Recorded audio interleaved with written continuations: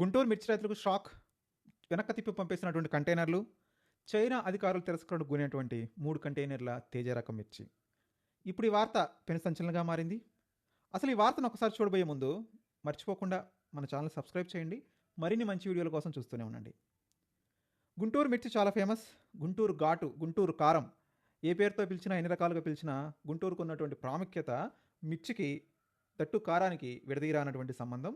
ఆసియాలోనే అతిపెద్ద మిర్చి యార్డ్ గుంటూరులో ఉందంటే నిజంగా ఎవరికి నమ్మశక్యం కాదు.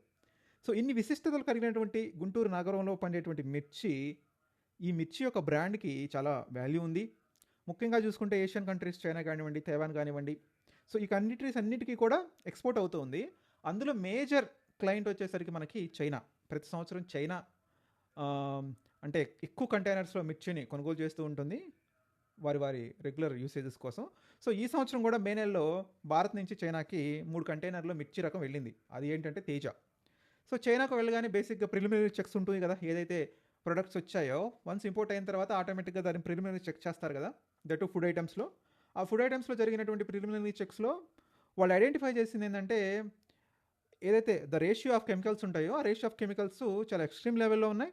అదేవిధంగా వీళ్ళు మిర్చి ఆరబెట్టేటప్పుడు ప్రాపర్గా ఆరబెట్టకపోవటం వల్ల హడావుడిగా కొంచెం తడి ముద్దలుగానే ఉన్నప్పుడు సరిగ్గా ఎండకపోవటం వల్ల అక్కడికి వెళ్ళేసరికి ఏదైతే మిర్చిని వీళ్ళు ట్రాన్స్ఫర్ చేస్తున్నారో దాన్ని అంతా కూడా బూజు పట్టేస్తుంది లోపల.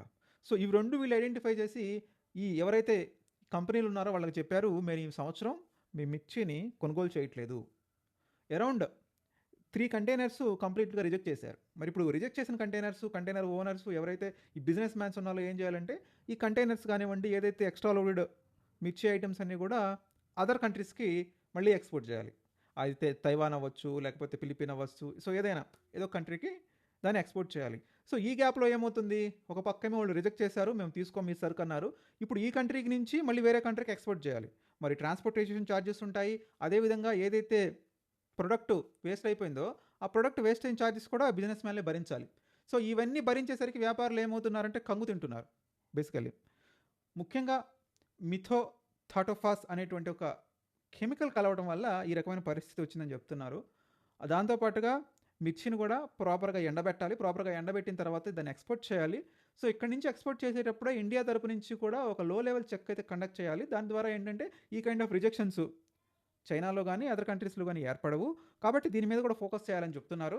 ప్రస్తుతానికైతే చైనాకి ఎక్స్పోర్ట్స్ అయితే కంప్లీట్గా తగ్గిపోయాయి. ఇప్పుడు ఏదైతే అదర్ కంట్రీస్ ఉన్నాయో, ఫిలిప్పీన్స్ కానివ్వండి, అదర్ ఏషియన్ కంట్రీస్ ఉన్నాయి, వాటికైతే ప్రస్తుతానికి నామమాత్రంగా జరుగుతున్నాయి. కాకపోతే మనకి చైనా మార్కెట్ అనేది చాలా బిగ్ మార్కెట్. ఎందుకంటే అది కూడా 100 కోట్ల పైన జనాభా ఉన్న మార్కెట్ కాబట్టి ఆబ్వియస్గా ఎక్కువ యూసేజ్, పర్సేజ్ ఎక్కువ ఉంటుంది.